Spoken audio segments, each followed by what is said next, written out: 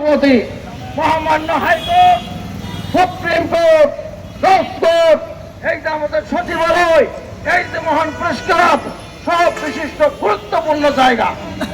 এখানে বিভিন্ন শ্রেণী, ধর্ম, বর্ণ, গোষ্ঠী, গৌরব মানুষ বাস করবে, করতেও হবে। ট্রেডিশন আগে থেকে হয়ে আসছে, কিন্তু সেটা উপযুক্ত পরিবেশ কি সমস্যা কি? অন্তত আলো বাতাস চলাচলের একটা ব্যবস্থা এটা সরকারকে বা প্রশাসন নিশ্চিত করতে হবে। নট অনলি দ্যাট, এক্ষেত্রে আমি মনে করি এই যে আমাদের 34টা আমাদের মন্ত্রণালয় সবচেয়ে ল অ্যান্ড এনফোর্সমেন্ট পুলিশ বাহিনী সবচেয়ে দায়িত্ব বেশি বহন করছে। ওদেরকে সাহায্য করতে হবে, ওনাদেরকে সাহায্য করতে হবে। ওনারা সহযোগিতা না করলে আমরা কোনোভাবে এগিয়ে যেতে পারবো না। কাজেই আপনারা আসছেন এবং এই কংগ্রেস আয়োজন করছেন, আমাদের মহামান্য সেক্রেটারি মহোদয়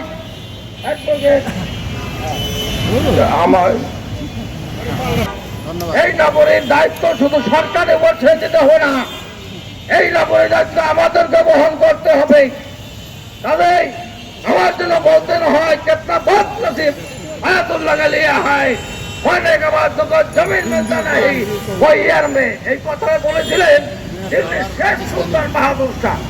ওনাকে ধরে নিয়ে গেছিল ব্রিটিশ, ধরে গেছে ইয়া করে। উনি বিশিষ্ট সাহিত্যিক ছিলেন, উনি লিখে গিয়েছিলেন কি খারাপ নসিব আমরা এই মরার পর আমাদের নিজ দেশে জমি পাচ্ছি।